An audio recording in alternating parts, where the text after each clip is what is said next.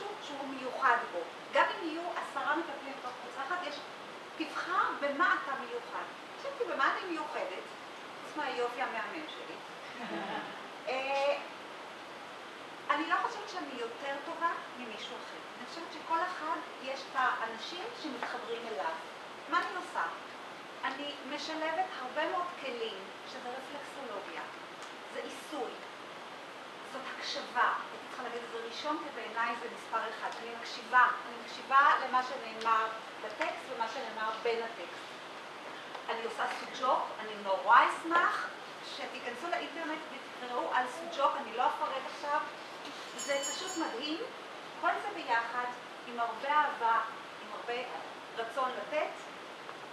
ענת לויטל.